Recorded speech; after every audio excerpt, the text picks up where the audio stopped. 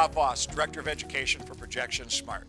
I raised a lot of money in the past doing what is called equity financing, selling off pieces of my company. So I've met with a lot of investors. I've done over 250 one-on-one investor presentations.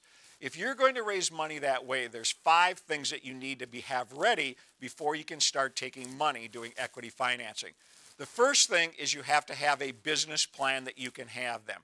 I don't like business plans anymore. I created a unique way of doing business plans. I changed the name and I call it a proof plan, because in today's world, proof is everything. And you can go to projectionsmart.com and find out more information on the proof plan. But this is a document you hand the investor at the first investor presentation.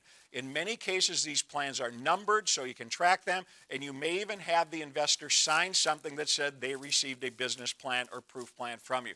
That's the first thing. The second thing you need in order to do an investor presentation is what I call the presentation itself, or we call it now a deck.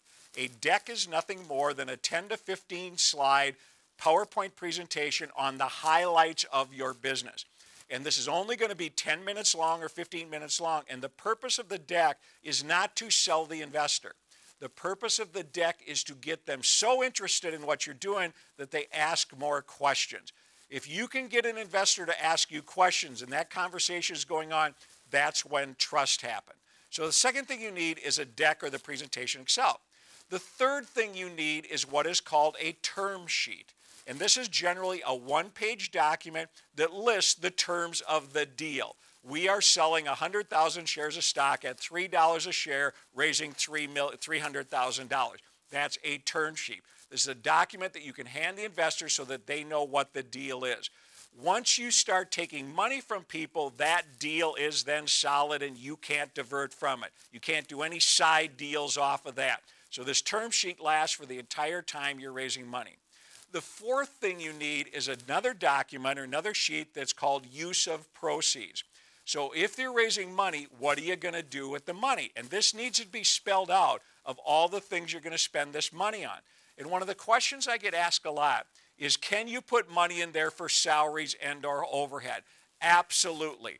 Investors want to see that the people who are doing the work are in fact getting paid. That's a big part of this whole thing. But you also might have topics like buying inventory or doing research or doing other things or doing marketing. All those need to be spelled out in what is called a use of proceeds. Then the last thing you need is actually a contract or an agreement. It's called a subscription agreement.